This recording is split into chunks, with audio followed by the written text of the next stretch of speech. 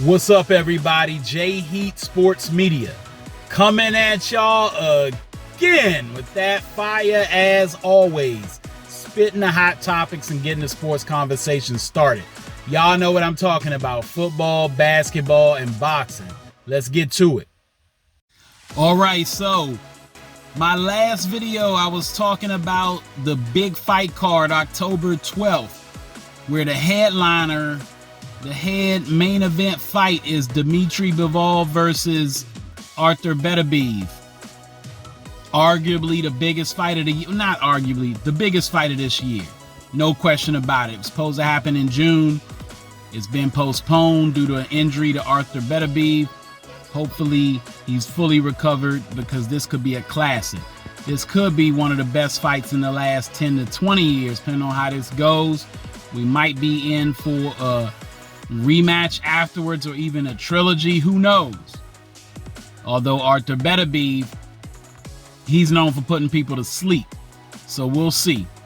That being said, I'm not here to talk about Arthur Beterbiev or Dimitri Bivol.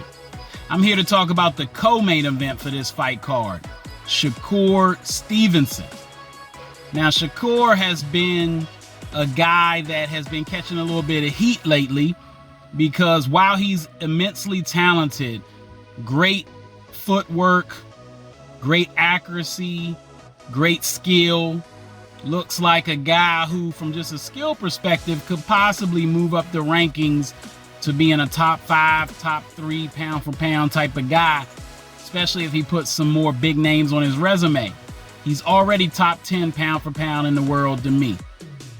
But he's been accused of being boring, as do some fighters who have his style, that are more defensive fighters that look to set their guys up, hit and not get hit type of guys.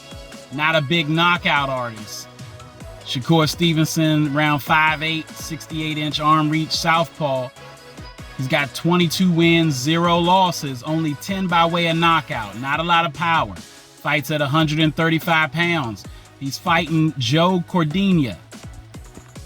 Joe is 5'9", if I'm not mistaken, 69-inch arm reach.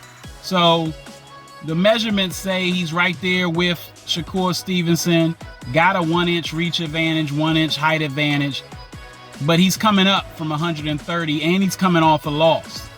So he's coming up, and he's coming off a loss. Now, that could go two ways. It could make Joe dangerous because he's on get back. And this will be a big fight to put him in more of the forefront by getting Shakur his first loss. But he's also coming up in weight, so that'll be tough. And Shakur, like I said, is a top 10 pound for pound fighter in the world. We'll see how this fight goes. Shakur has something to kind of prove to the public, because they want to see a more exciting fight.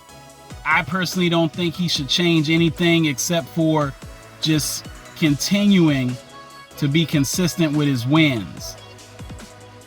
The big deal for Shakur is the fact that he moved to Matchroom Boxing. He got away from Bob Arum in Top Rank. A lot of top fighters been doing this lately, feeling like Bob and his guys, I guess, aren't getting him the fights that he wants per se. Or was Bob trying to protect him because maybe he felt he wasn't ready for certain things? Who knows? But with Matchroom Boxing, he's going to get some more opportunities. But this one, set up by Matchroom and Eddie Hearn and the crew, I think is just more of a, let's introduce him to our label, to our brand, and make sure we get him in a fight that he should be able to win on a national stage in Saudi Arabia as the co-main event to Bivol versus Beterbiev, and let Shakur do his thing. Then from there, we find him a bigger fight. He's got some names at 135 pounds for him to go at, that being Shakur Stevenson. We'd love to see him versus Vasily Lomachenko, and of course the big one would be Gervonta Tank Davis. So hopefully those fights, one of those two, if not both, get made in 2025. But for now, tune in October 12th for a heck of a fight card. Check out my last video about Ben Whitaker, who's fighting on this card as well. And make sure you catch Shakur Stevenson, October 12th. All right, that's all the time I got. Y'all know what it is, and you know who you looking for. J Heat Sports Media. Remember to like, subscribe, or get at me in the comments. Let's go back and forth. Find me on YouTube, Instagram, X, and TikTok.